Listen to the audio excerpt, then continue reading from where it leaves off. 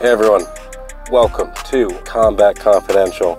Today's episode is very good. I had a wonderful chat with a very interesting and wonderful person.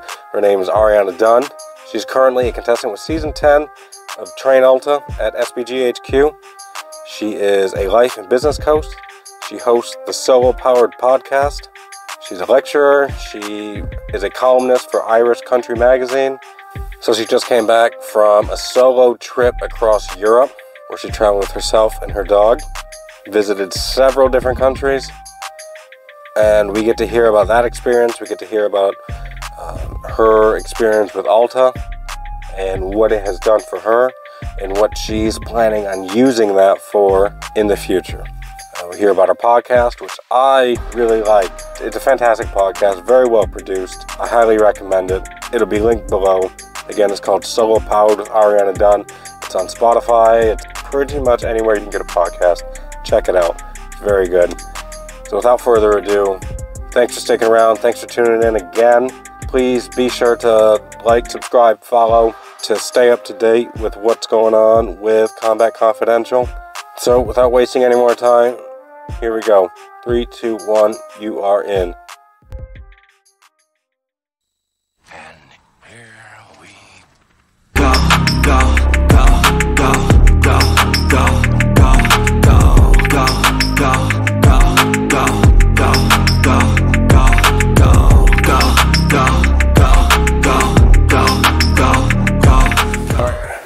Welcome, everyone, back to the podcast. Today, I have a fantastic guest. She is currently training in the Train Alta program at SBGHQ, Season 10, is it? Yep. Miss Ariana Dunne. Hello. Thank you for having me. Yeah, no problem. Thank you for coming. I appreciate it. How are you doing today? Good? Yeah, good. Fantastic. Yeah, nice bank holiday weekend. Looking forward to getting back to training in the morning. Yeah. I keep waking up at like 5 a.m. every morning, even at the weekend. Yeah. So. Do they have you training tomorrow? Or? We are training tomorrow. We've got a class with Nate at 9. Oh, okay, so yeah. A little bit of a lion. Yeah, a little bit of a lion, exactly. So, speaking of Alta, how is it? What do you think? Yeah, I love it. I mean, we are sort of going into week 14 now, so we've got 6 weeks left till fight night. I unfortunately broke my toe in training about 3 weeks ago, so I haven't been really on the mats for the last 3 weeks. I've been training with Sean, who is the strength and conditioning coach, so he's been doing some one-on-one coaching with me. But I broke my toe and I missed 1 day, so I've been back training, just trying to work on upper body and try to stay fit as much as I could. That's good you're still in there, because a lot of people for something difficult might find that as an excuse to either kind of stop or just an excuse to quit altogether. Yeah, well, I mean, I think so. On Instagram, I've been chronicling the journey, and I've been putting pictures up every week. Yeah. And week 1, I kind of put this thing up where I said, "This is me now. I'm a fighter." And so when I broke my toe, I posted and I said, "This is me now. Maybe I'm not a fighter." And Coach Kavanagh actually commented on my picture, and he said, "Not a fighter? No, not on my watch." He's like, "I won't hear of it." He's like, "You've already proven you are a fighter, so you're just going to have to do some upper body work for the next few weeks." So I thought, okay, coach, if you say so, that's what I'll do. So it was really good encouragement to have that. And the guys in SVG, you really do feel like you become part of the family. You do feel like you become part of the fight community from day one. And everybody is so encouraging, and so it's not a big deal. They're like, "You're fine, you'll be fine. We'll figure it out. We'll work around the injury."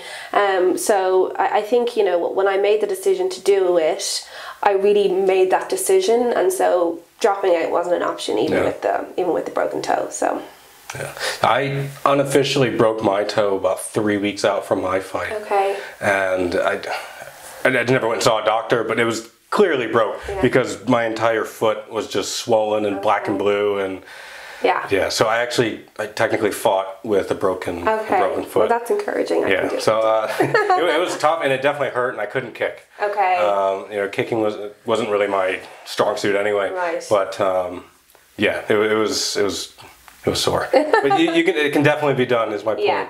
Yeah. So anyway, tell us, how did you come about finding Train Alta? What was it that led you to the door? So I guess, you know, I've been interested in MMA probably since really Conor McGregor became, you know, famous, and, you know, his whole kind of like 60 G's baby around that time. I have, I'm of a big family, but I've got 3 younger brothers, and, you know, they would have been like kind of brawlers back in the day, my brothers, you know, and they're from Dublin. We're from Lucan, which is where Conor was from. So, you know, his rise, I think, was something that was just, you know, really big in the community, and, you know, amongst my brothers and all their friends. So I really got into him. I liked his attitude at the start. You know, things have changed a little bit, but for certainly at the start, you know, he putting Ireland on the MMA map was very exciting. Absolutely, so yeah. I would have been, you know, a fan at the beginning, and would have gotten up for all of his fights, and, you know, but I guess my brother sort of introduced me to that MMA world. But I was never really someone who was like into the gym. I was never really kind of into fitness. I come from a very fit family. My brother, my nephew plays for LA Galaxy. My niece was like varsity champion soccer. My brother's a PT. So hold on, your brother plays for LA Galaxy? My nephew. Or your nephew? Yeah. No way. Yeah. So my father was like a snooker coach. You know, we were very involved in like the sporting world, I suppose. But I was in an accident when I was 13. I was in a go-karting accident, and I crashed into like a concrete wall like at 40 miles an hour, and I broke my foot and my hand, and I got whiplash and lower back injury. Right at that pinnacle time where you also had a growth spurt. Yeah, your body still developed. Totally. So I had really bad back problems for a long time growing up. So it kind of made me not able to do sport. And I kind of, not use it as an excuse, but it was like, oh, it's not for me. Yeah. That's fair though. Yeah, You know, exactly. It's pretty traumatic, especially when you're that young. Yeah, exactly. But a couple of years ago, I decided that I wanted to sort of get a bit fit, so I did some CrossFit. So I joined CrossFit community, which I really loved. I liked that variety of like doing something different and challenging yourself. And then last year, I decided to go traveling with my dog, Molly. We went traveling all across Europe, and it took me out of CrossFit, it took me out of that routine. And I spent the last 4 months living in Italy, and I was eating all the pasta and eating all the pizza and having a great time, but feeling a bit guilty about it and feeling worried that I was getting out of shape and I was putting on weight. And so rather than beat myself up about it, I said, look, enjoy your time. This is once in a lifetime opportunity for you to be traveling across Europe. Just enjoy your time, and when you get back to Ireland, you know, you'll make a decision that you'll get back into fitness. And so while I was there in Italy making that decision, I listened to the Talking Bollocks podcast with Coach Kavanagh, and Coach challenged Terence Power to do this Train Alta program. Yes. And I remember him talking about how you have to get up at like, you know, 5 o'clock in the morning, and it's 20 weeks and it's intense. And I remember just thinking, what crazy bastard's going to do something like that? And I remember thinking, God, it sounded so amazing, but how I probably would never be able to do something like that. But it just kept niggling at me and niggling at me. And so I sort of made the decision, okay, that's what I'm going to do. I wanted to do something intense that I could commit to, that was going to be a challenge, really challenging. And yeah, I signed up when I came back, and I've been doing it ever since January 23rd. So it's been amazing. That's awesome. That's that's what everyone kind of says, is it's been amazing. I mean, I've had the same outcome or the same experience. You know, it was certainly one of the better things I've done in my life. And, you know, pretty much, I don't think there's anyone who's came out of it at the end and said otherwise. You know. Yeah. That's fantastic. So, you know, just how are you finding the training every day? Yeah, I mean, you know, look, it's also, I suppose, it's interesting. So I turned 40 last year, and I'm single. I've got no kids. I work for myself. That's dirty talk, just so you know. Like, cause I'm 30. I'll be 34 this year, and I have 2 kids. Okay. You know, so oh man, I always think about all that free time I used to have. Well, it's interesting because I'm actually at that point now where I'm trying to make a decision about whether I have a baby on my own. So I also have a podcast called Solo Powered, which is all celebrating doing things solo, and I've done a lot of things solo in my life. And one of the things now I'm thinking of, I just haven't met the right person, and maybe my biological clock has taken away. And so I'm thinking, you know, all last year while I was traveling, a lot of that travel was to sort of, you know, be free and experience new things and have all this, but with the intention probably of maybe, you know, coming home and maybe having a baby. So I bet no one has ever signed up to Train Alta MMA fight training with the intention of having a baby at the end of it. But for me, the idea of getting my body fit and healthy, you know, really working on myself both externally and internally to get myself to that place, but also experiencing sleep deprivation. So, you know, getting up early, really, really early in the morning, 5 days a week, doing the training. I know that having a baby on my own is probably going to be the most challenging thing that I'll ever do. But I thought up to that point, maybe that Alta would be. But actually, I have not found it challenging. I've loved it. I have not found it challenging. Like I guess for my work, I'm a coach. I'm a life coach and a career coach, among other things. But I teach coaching, and it's all about mindset. It's all about the power of your decision is enormous. It's all about you know, committing to a plan and sticking to it and achieving your goals. So I think I went into this Train Alta program with that mindset that this is something. Do you find yourself using the tools that you would give to other people? Yeah, absolutely. Yeah. Like I think I haven't struggled with it at all. I mean, I literally at that first morning where Coach Kavanagh said, you know, if you can swing your bed out of the morning, you can do it. And he's like, you don't negotiate with terrorists, you know. And so when that alarm goes off, I get up. I have my gym gear ready. I come in. I'm excited every morning coming into the gym. I mean, I think I've missed a total of 9 days out of the whole program so far. So I'm like I'll have about a 90% attendance, and that was only because I was sick.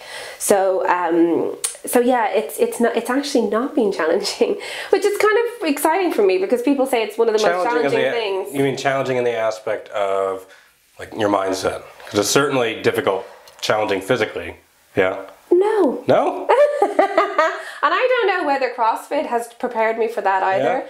But I think I find CrossFit harder than this. It's just because I enjoy it immensely. So I'm not finding it challenging in the sense that like I'm really enjoying the learning, the variety of learning every day, the boxing, the jiu-jitsu, the wrestling, the combinations, you know, the strength and conditioning. I'm really enjoying it. Like, you find yourself picking those things up quickly? Yeah, I have. And, you know, it's...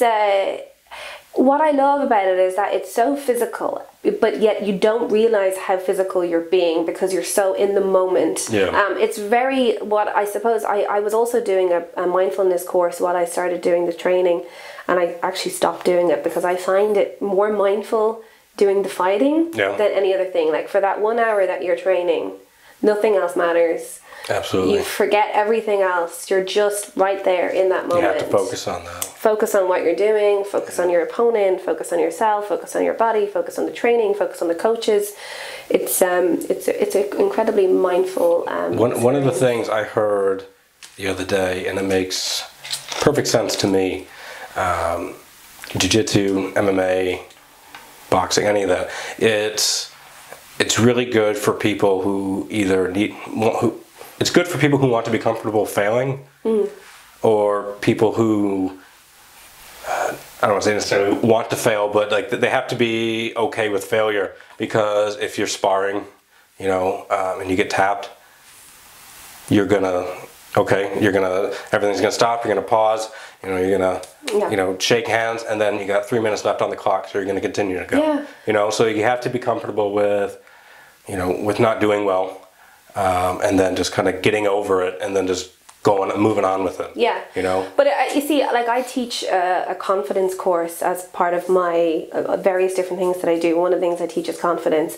And one of the slides I have there is that in order to be confident, you have to accept failure. Absolutely. You know, and you can't be confident without the acceptance of failure, because without accepting that, you're likely not to try something in the first place. Yeah. And so for me, it's not I don't see it as failing. I don't think, you know, I think if you get tapped out, it's like, okay, great, this is an opportunity for you to learn, for an opportunity for you to go again. I don't know if you play golf. They're all learning opportunities. Yeah, exactly. And like I play golf. Golf is 18 holes of a nightmare. But you have, you know, if you have a bad hole, you've got the next hole to try and be better, make it up. So yeah, so that's how I feel about the kind of the fight game again. I think it's just I mean, I got punched in the eye at one point, and I got really bad floaters, and I'm still having the floaters, so that's a bit worrying. Yeah, so that's you know, but like I say, I'm 41 in June. 6 days after fight night is my 41st birthday, and you know, the week one, I remember being there and afterwards thinking, I've never been hit before, ever. Did you? In my life. A lot of people don't know that it is possible to get hit in the face and then continue on. Yes. With something. Yeah. You know? Yeah. And then to actually get hit in the face and then have to continue on with whatever it is you're doing. Everyone should get hit in the face, basically. Humility. That's the word. Thank you, yes. And humbleness. Yeah. It's good for that. Mm. Yeah, I mean, I don't know if I agree with everybody needing to get hit in the face, but I'd never been hit before by my parents never spanked us. I'd never been in any fights physically, you know, like it was just something that I kind of had that realization that maybe I was lucky up to that point that I'd never been hit, you know. But they assured us that like it's a gradual process when you're doing the training, that, you know, the thing, and it really is. I mean, now we get hit. You know, I don't get hit all the time because I'm pretty good at ducking out of the way. But yeah, it's amazing how quick you get used to it. Yeah, absolutely. How you're like, oh, okay, this is normal now. What would you find to be your favorite aspect of training? Do you like doing the boxing or the jiu-jitsu? Yeah, to be honest, I really enjoy all of it. I do love the boxing, but I mean, I like the challenge of the jiu-jitsu and the just sort of what I suppose is what I was saying is the difference between like a CrossFit is that, you know, one of the WODs at a CrossFit might be, you know, you have to do 100 burpees in 7 minutes or something, right? Whereas you're probably doing the equivalent of 100 burpees in, like, you know, a 15-minute session on the thing, because you're going up, you're getting down, you're going up, you're getting down, you're going up, you're getting down, you're throwing someone over your shoulder. But you don't realize that you're doing that. So it's not mentally exhausting as doing, you know, 100 burpees one after the other. Yeah. With this, it's like, it's all such a learning experience and it's fun. And I really, really enjoy it. Yeah, no, I love the jits. I used to wear like a heart rate monitor and, you know, just do an hour class, you know, 800-900 calories would be burning. And you're right, you don't even notice it. And that is quite a lot in just an hour. Yeah. And yeah, I loved it. Yeah. No, I've definitely, there's been huge changes to my body kind of physically. But I definitely kind of, I feel great. Yeah. That's good. Yeah. I feel really good and confident, and you know, I just love the discipline. I love the discipline of getting up every morning, and I'm really proud that I've actually been able to do this and love it. And it's not been a chore. I thought it would be, oh my God, I have to, you know, no, like I committed to this, but I really don't want to do it. But I'm like, bring it on. I want to do more. How was your first day, you know, kind of showing up? You know, I've spoken to a lot of people, and most people they all say that, you know, they got there early. Yeah. And then they just kind of contemplated. Yeah. Will I actually go in? Is this something I really want to do? Like, what was your first day like? I mean, I suppose the first day really technically was the trial day that we had with Coach Kavanagh. And I think, you know, again, I live 15 minutes away from, I live in Lucan, and I live 15 minutes away from the gym. Okay, that's good.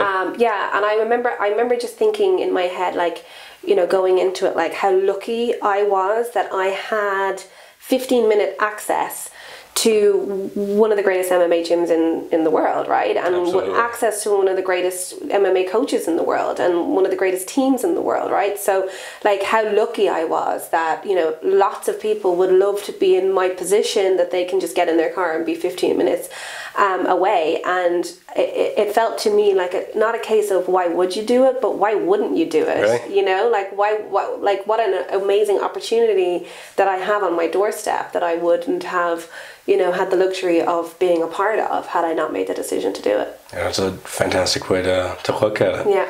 Like I said, I know on my first day, I was reconsidering things. I'm like, and I would always be good at kind of talking myself out of doing stuff, you know, especially when I'm nervous, because like I grew up, I was an only child, so I kind of had to always do things on my own. Yeah. And then if I was ever really, I always had to I would either talk myself into doing it or I would talk myself out of it, one or the other. And this is something that I was really interested in. And then, you know, just, I knew, like I had a friend who competed in the program before me, and I just kind of saw how it transformed him.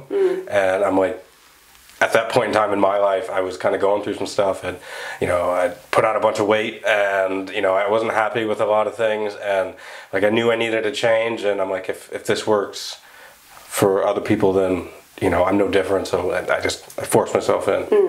I think, you know, look, nobody signs up for a 20-week intensive MMA training program if you don't have a little bit of crazy inside you, like, you know. And I mean, you know, like, you know, McGregor would have said it, it's like you have to have that. There is some sort of crazy mentality. And, you know, I think everybody probably who walks through those doors is searching for something, whether it's redemption or validation, or they're searching for, you know, a greater sense of happiness.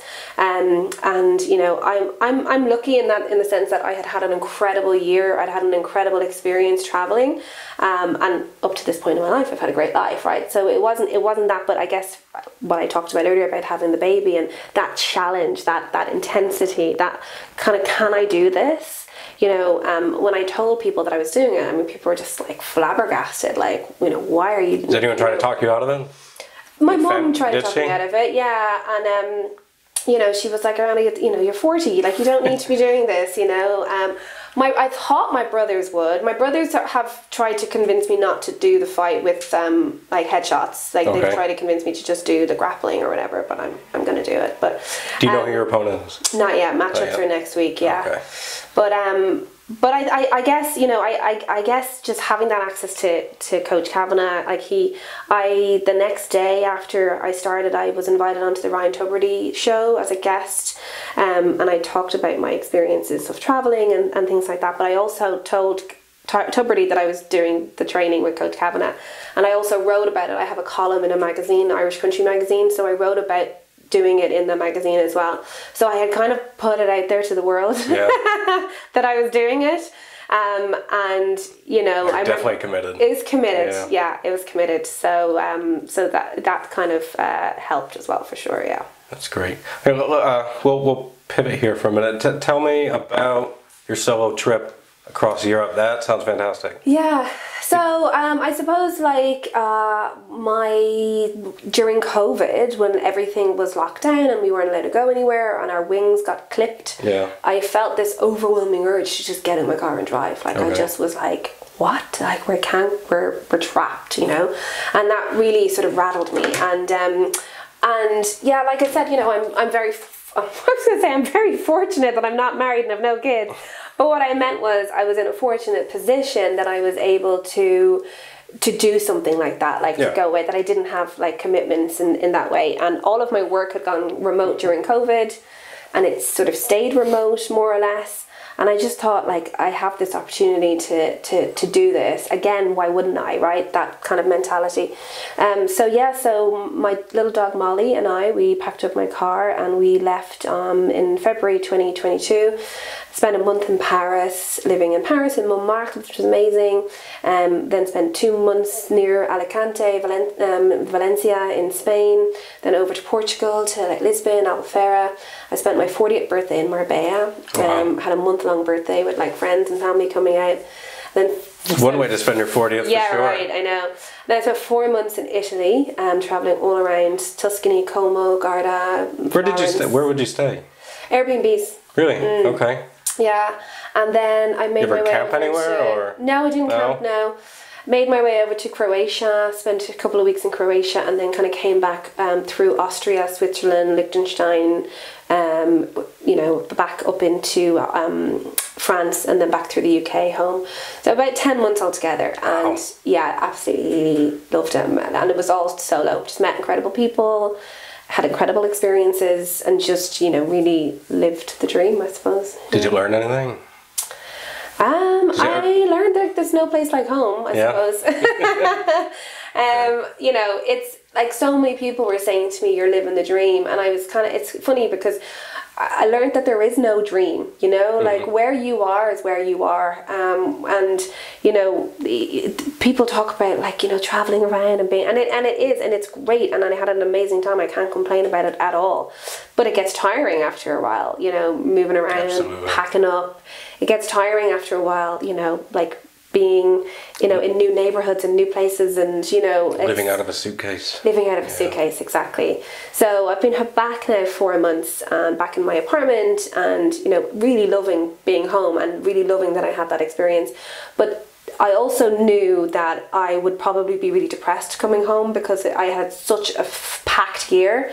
And so that was another motivator for me to do the Train Alta program, because it was something that I knew would keep me active, motivated and inspired, rather than just going into some deep hole of depression of being back in Ireland and not living by the sea anymore, you know. It really has helped me to like feel those endorphins and those, you know, happy hormones every day that exercise gives. So it's been really good as well. Okay, so you returned from your trip, and you said you didn't want to go into like a deep depression from all the adventures and everything that you had. That usually happens to me when I go on vacation. Yes. I usually try to think of anything to stay on vacation. Like everything it'll run in my head is like, how can I can quit my job. I have this much of savings. I can find another, you know, like on my honeymoon, that was the best, it's probably one of the best vacations I've ever been on. I went on it was a 2-week cruise out of Miami and around the Caribbean. And then like as we're sailing back, I'm like on Craigslist looking up boats. I'm like, I can buy this boat, I can live on it. You know, I was really trying to, because I didn't want to come back. I had so much fun down there. Yeah, I know. So definitely, it's probably a great idea to jump into something like Train Alta to try and, you know, keep yourself from. But then again, that's the thing as well, you know, about a 2-week holiday. It's great because it is a 2-week holiday. Yeah. Like, that's what's good about it, right? And like, this is what I mean, you know, I had a year-long holiday, essentially. I mean, I was still working, I was working remotely and everything, but I was being very selective with the work that I did, and I definitely was quite free. But, you know, like that, it started getting to a point where I wasn't, not that I wasn't enjoying, but I wasn't finding the joy that you would find when you're on holiday, right? Yeah. So, you know, there was places that I was going to, and I was going, wow, this was amazing. And then I go to the next amazing city, and I'm like, yeah, oh, okay, there's another cathedral. Yeah. Oh, here's another gorgeous plate of food. Great. You know, like it becomes, you lose that sense of awe that you get from being on a holiday, and that is what is awesome about it, right? So you definitely lose that, which is what I was kind of saying about that whole living the dream thing. The dream really quickly becomes reality, right? Yeah, absolutely. It is just living life, you know. But I'm very lucky and very appreciative of the time that I had. So yeah. Tell me about your dog. I love dogs. Molly. Her name was Molly, yeah? Molly, yeah. She's named after Molly Bloom from Ulysses. My birthday's the 16th of June, so I'm a Bloomsday baby. Okay. So she's Molly Bloom, and she is a chocolate cockapoo, and she is just my best little friend. She's just. How'd she find traveling? She loved traveling. Really? She loved it, yeah. She loves the water, she loves the sea, she loves the ocean, she loves the lakes. So I took her kayaking in Lake Como. We went to the beach, you know, every day whenever we lived by the beach or the sea. She can speak, you know, dog in 4 languages now. So. Do you speak any other languages? Did you? I speak a little bit of French, and then I mean. Did you find the language barrier to be a bit difficult in some places? Yeah, it was funny because I specifically chose places that weren't tourist traps because I wanted to have the most like authentic experiences I possibly could, but I had only ever really been to touristy places previously to that.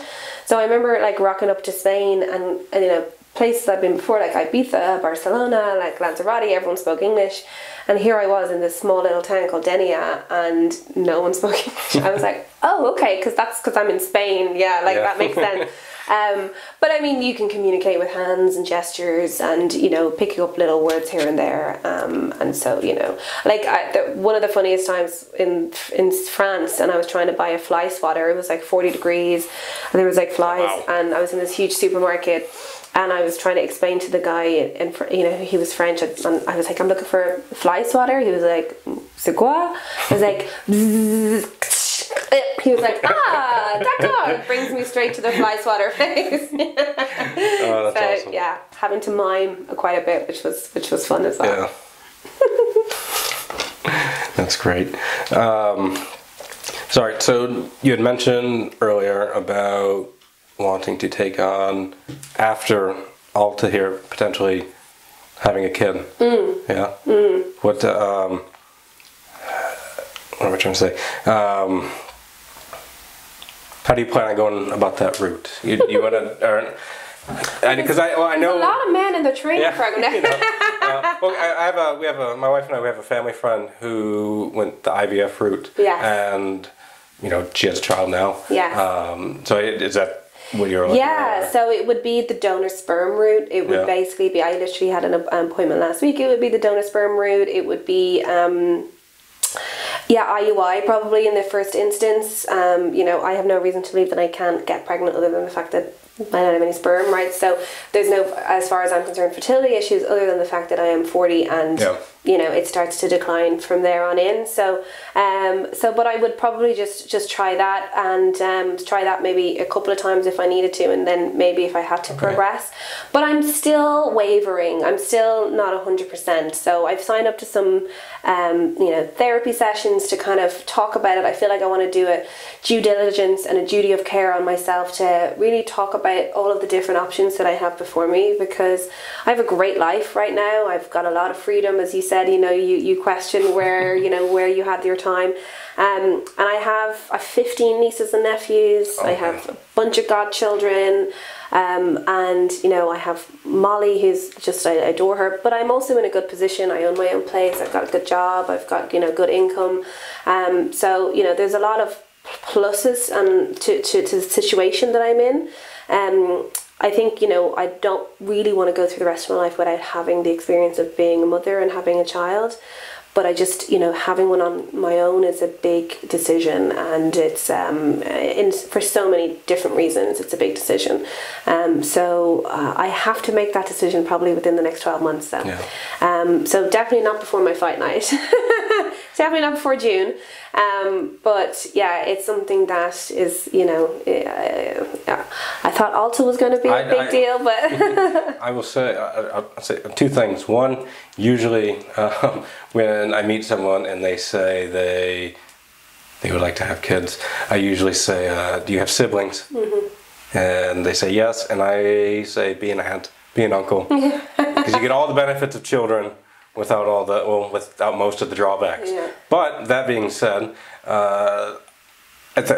you're putting in all the work in order to, you know, for a kid. You know, you're doing all the pre-planning. Most kids don't happen that way. Exactly. You know, and then we have to kind of figure it out. Whereas, like, you're certainly thinking about it, and I think you, just based off that, I think you'd be a fantastic mom. Thank you so much. Thank you. Yeah, that is the thing. I suppose a lot of people get pregnant and they just roll with it, you know, so yeah, so there is, I think a lot of people's, you know, on my podcast, like I said, Solo Parrot, it's all about doing things on your own. So I have had a guest on there who had a kid on her own 3 years ago, and talking to her about it was really interesting. And one of the things that we discussed was, you know, the hardest thing about having a baby on your own is making the decision. Yeah. Right? That's it. Like, and you know, I suppose for me, it's just there's a lot of questions of like, you know, as an older mom, there's a lot more complications that could potentially happen. You know, what if this, what if that, what if I die? Like, who looks after the kid? You know, it's like, you know, also, you know, the child not knowing their father. You know, like, I had a great relationship with my dad. I know, you know, my brothers are great fathers and things like that. My brother. So it's, you know, it's a lot of you know, things to consider, I suppose. But I do think I'd be a good mum, and I think I could make it work. But do you have family nearby? Like, would you have a? I do have family nearby, but at the same time, I'm not going into it with the mindset of that I will have family. You have to go into it with the mindset that I'm doing this on my own, and you know, yes, it takes a village and things like that. But as much as I have support, no one's going to be there at 4 o'clock in the morning when that baby's screaming, crying. You know, you have to know that it's something that you have to be able to do on your own. Yeah. There's one thing to do it on your own, but then it's another to know that you're doing it on your own, but you have, you know, a good family to kind of just, you know, give you the nice little pep talk if you need to, or something of that nature. Absolutely. And, you know, you need to ask for help, and you need to, you know, especially doing it on your own, you need to be cognizant of the fact that, like, you know, there's all kinds of emotions and hormones and things like that happen after a baby is born. And, you know, I've already sort of said to family that if I want you to, if I do this, I want you to check in on me maybe a little bit more than you would any new mom, because I am so pig-headed that I'm probably going to be like, I'm fine, of course I can do this, like, you know, dying inside. But that's the thing as well, you know, so many people talk about what a nightmare it is to have kids, so I'm going into it with that mindset as well. And anything else is a bonus, you know. And if it's good, it'll be good. So yeah, it's not that I don't know, I always tell people it's terrible, but like, look, I love my kids, and it's like the best thing ever. Yeah. You know, I've seldom to meet any parent who's really felt other than that. You know, they might tell you it's, for lack of a better term, it's a shit show, which it really is. But like, it's fun. It's a fun shit show. You know, every day is chaos. Yeah. But it's great. Yeah. And you'll find your groove, and next thing you know, my oldest is 4. Yeah. You know, they're gonna be 4. You're gonna forget. Weird now at this point. you're gonna forget where all that time went. Yeah. You know, it does shoot by. Yeah. It really does. Yeah. Everyone told me that, and I didn't really comprehend it at first, but like, so with my first one, that just shot by. And which, if you took that in isolation, everything that you just said there, you could actually think that you were talking about a fight. Yeah. It's chaos. It's a shit show. It goes by really fast. You don't know what's happening. You forget everything. You know, same deal, right? That's what I've been hearing about what it's like to be in the cage. So. Yeah. You know, when I was in the cage, it was weird because, like, it was very loud, but like, I knew it was loud. I could feel that it was loud, but I didn't really hear that it was loud. You know, and none of it seemed real to me until, like, I got in there and the door shut, and then it was like, oh, like, this is happening. I didn't actually know who my opponent was until, like, I didn't see him face to face until we were at the back of the cage getting ready to walk in. Because, like, it had changed so many times. So even, like, I was sorry, I meant to mention this earlier. When you get your matchup, don't be surprised if that changes. Right. Okay. And they'll all tell you that as well. But yeah, it'll more than likely change. I think I had, like, at least 3 different opponents before I actually got my. And did you go full 3 rounds? No, it was stopped minute and a half, minute 40 at the beginning. I will say that I won, and I will link that video here. I watched that video a lot. Oh, great! But to be like, I did a couple other. What was it stopped? Like, what did you do? Yeah, it was just ground and pound. Ground and pound. Yeah. Okay. Again, right there. I did a couple other finales. I did another one that it was just a grappling match. Okay. And to be honest with you, I remember going into it, I was bummed because it was supposed to be full contact, and then I got the phone call saying that, like, you know, it's just grappling, do you still want to do it? And I'm like, yeah, absolutely. And I'm very happy that it was, because that guy would have killed me. Yeah, he was very. I remember we were together. We were in the ring together, and I came up to him and I went to kind of push him and just grab him just to kind of gauge how things were going to be. And I grabbed him, or I pushed him, and like, oh shit, like, he was solid, like, and he barely moved. And I was like, okay, this is going to be interesting. But I won that one as well. And then I did a third one, and that one did not go well for me at all. No, I won't like any of the other two. Yeah, but no, it's an incredible experience. I'm so happy I did it, and I think you're gonna really enjoy it as well. Yeah, I do too. I mean, look, at the end of the day, they always say it's not about the winning or the losing. It's, it's just the taking part that counts now, but it is about the journey. It's about, showing up every day and having that it really is the experience. Yeah, and I think so, for me, it's already been a great winning experience, but I do want to win. And, I've been putting down, this is me now, I'm a fighter. I really want to put down, this is me now, I'm a winner. And, that's like been a big motivator for me. And, I've do a lot of visualization, not even like I'm purposely sitting down to visualize, but I'm just driving my car and I'm in the shower and I'm like, just my mind is constantly just going there. It's going to the moves, it's going to the fights, it's like it's this and then this and then that'll happen, and that, and I know everybody has a plan till they get punched in the face, and that's totally fair enough. And I know even just in the sparring that we do, that you just forget everything, but like I'd love to just for some little bit of magic to happen and for it to be a win. I mean, I'm likely to get matched up with someone half my age because I'm definitely the oldest person. Yeah. I don't know if I'm the oldest person. No. I'm definitely the oldest woman in the program this year. And maybe, I don't know, ever. No, I'm sure. I think there have been older people. So it's going to be interesting who the matchup is with. But I'm excited. It doesn't matter. I do have a lot of people going to come to it though. Yeah, I have friends coming over from the UK and everything. Oh, wow. So it's a little bit of pressure, but that's good too though, because that will drive me. Sean Fitz has been training me the last few weeks, and he did say that there's one thing that I won't lose on, and that's fitness. So I'm happy about that. Yeah, definitely, certainly a good compliment coming from Sean there. Yeah. Yeah, so I've got good conditioning. I can keep going. I hope, Jesus, touch wood. So it really will just depend on what happens on that. You just know you have no control over it, really, do you? You just have to go with it. Yeah.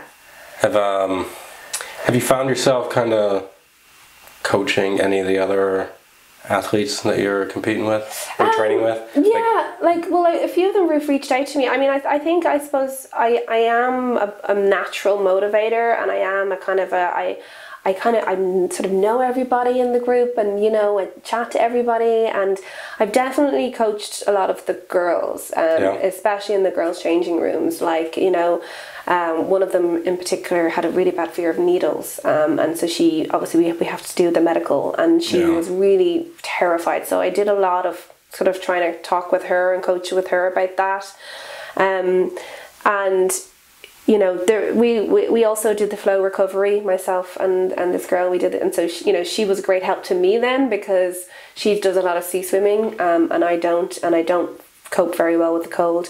So the first time I went, spent the full 10 minutes in there, but I was like, I wanted to get out after 4, and she was like, no, she was like, breathe with me, so we were like breathing together, which was great. But even that filled me with confidence, that I going to that, I was thinking, look, if I could do a minute and a half, I'll be happy.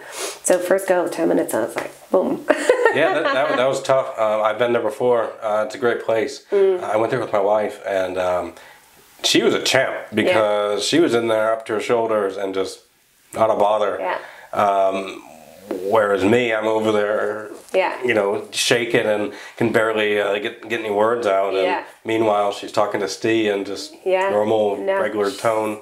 Yeah. So Steve's girlfriend Holly is training with us at the moment. So is she? Yeah, she's in the program, and she's great. So I don't know if I might get matched up with her, but the girls are all tough. They're strong. How many women are doing it this year? There's literally only about 5 of us, I think. Okay. So really not that many.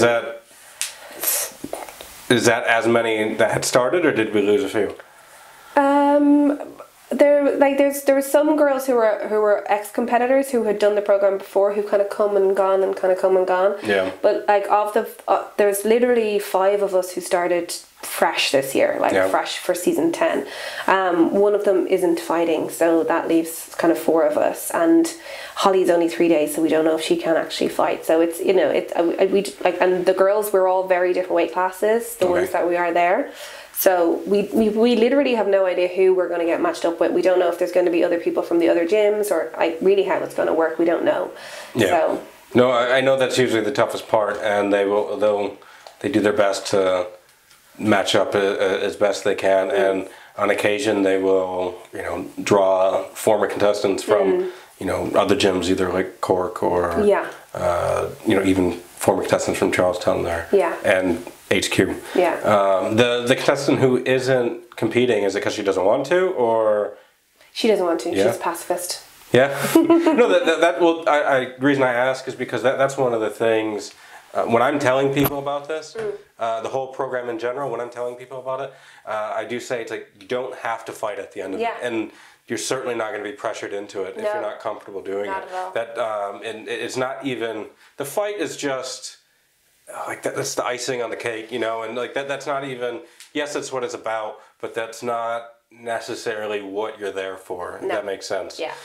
Most people are there to either, to kind of learn something about themselves, to push themselves, to do something difficult, and, and like I said, at the end, like that's just kind of, that's your present to yourself. Yeah, absolutely. So I was saying all along that there was a fight at the end and you don't have to do it, but I think probably like at the end of week 1 I was like, I'm doing the fight. Yeah. Like I feel like it's what it's leading towards. It is definitely all about the experience and the journey, but the fight is I can't wait to walk out. I am very excited about that. And have you picked your song? Yeah, I just about Unstoppable by Sia, I think. Okay. So yeah. Awesome. I know. For me, they didn't play my song the first time. They just played I can't remember what it was. Just some dance techno song, and I was a bit frustrated going in. Yeah, Derek said the same. His wasn't Derek's Crucible, so he was saying that his wasn't played either. But look, here, listen. If it doesn't play, whatever. You just have to kind of roll with it. But yeah, no, it's going to be interesting. Look, and there's a 50-50 chance that I could absolutely lose, and I haven't been on the mats in 3 weeks. The guys have been really up the sparring over the last 3 weeks while I've been out injured as well, even though I've still been training. So next week's going to be a real interesting test for me to kind of see how that is. I've been watching them and trying to take in as much as I can, but I'm going to do 2 one-on-one sessions with Nate to try and catch up on what I missed, and then I'm going to probably do a one-on-one with one of the striking coaches as well. There's another coach there, Aidan Fagan. Yes. He's really good. And I love his wrestling. Okay. I recommend him. He does PTs as well. Okay. So I can put you in touch with him also. Yeah, no, I know Aidan. Oh, yeah, okay. Well. Yeah. So maybe I'll do one. Maybe I'll do one with Nate, one with Aidan, and one with the striking coach as well. His name I can't remember. He's always Carl? training with Naomi. Oh, I'm terrible with names. I know who you're talking about. Yeah. But he seems like a nice guy. So yeah, I've been doing a lot of boxing with Fitz with Sean. So we've been adding that into the program and things like that. So we'll see. That's good. Yeah. That's awesome. All right. And then just lastly, real quick, we'll talk quickly about your podcast. So you started a podcast recently, which I will say it's very good and very well produced. Thank you. I like listening to it. I think you're on your 3rd or 4th episode? 5 actually. Episode 5 right now. Yeah. Okay. So or 4 actually. My first one. It's episode 4 was released on Friday. So yeah. So I started this podcast. It's called Solo Powered with Ariana Dunne, and it is about celebrating doing things solo, whether that be solo travel, solo business, solo journey to parenthood, single by choice, solo adventures. It covers a whole range of different things, and I think my tagline is that it's not about living the lonely life, it's about living the most full life on your terms. So for me, I've been single for quite a number of years. I bought a house on my own, I started businesses on my own, I've traveled on my own, I'm thinking about having a baby on my own, and I just don't think solo-dom is celebrated enough. I think we still very much live in a society that sees couples and marriage and all of that kind of stuff as like the only way to go, and the idea that if people say you're still single, what's wrong with you, So I wanted to try and celebrate the achievements of people who are doing things on their own. It's not to say that everybody who comes on it is single, because a lot of them are married, but they've done, I have, so far I've had someone who's been on a solo adventure to the Antarctica. That was a good episode. I like that one. People starring in one person plays. Yeah. A friend of mine set up his own business, but also wrote, produced, directed, and starred in his own movie. That's the one I'm on now. Yeah, so I've got a guy coming on who rode solo across the Atlantic, Damien Brown. He's done the Sahara Desert Race on his own. He's climbed Kilimanjaro. You know, I have people who are child-free and single, someone who had a baby on their own. It's really great in terms of like the vastness. And I have a girl who's solo traveled in 60 countries around the world. Got a solo cyclist, solo walkers. You know, it's great, and it's wide range of material for you for sure. Material, and it's inspiring, and I've had a lot of really good feedback on it, and from people who, you know, some people. Like for me, I'm a coach, and a lot of people will come to me saying that they're afraid to do things. They want to go to the gym, but they don't want to go to the gym on their own. They want to go for a walk, but they don't want to go for a walk on their own. They want to go travel, but they don't have anyone to go with. My whole thing is like, do it. Just do it on your own. You know, go eat in a restaurant by yourself. Go to the cinema by yourself. Baby steps, and don't waste your life because you don't have anyone to do it with. Just do it. That's awesome. Like I said, I really enjoy it, and like I said, I have a long list of podcasts that I go through, and I'm trying to catch up on yours now. Oh, thank you so much. Well, yeah, I'm looking forward to this coming out as well. Yeah, a couple of weeks here, I think. Nice. Yeah, excellent. Good. All right. Well, thank you for coming. Thank you for having me. Absolutely. I hope it's been good. I will welcome you back, and I wish you luck on fight night. Thank you. But thanks so much. I never in my life thought that I would be on a combat sports podcast talking about being an MMA cage fighter, but here we are. You know, you never know what life is going to bring to you. Absolutely. Yeah. All right. Again, thank you here, everyone. Thank you. Follow me. Wolverine Fightwear is where you're going to find everything Combat Confidential. And Ariana Dunne. Ariana Grande. Yeah, I was about to say Ariana Grande. Ariana Dunne. You can find me at arianadunne.com, and you can also find me Solo Powered with Ariana Dunne wherever you get your podcasts. Thanks. Excellent. All right, right on. Go, go, go, go, go.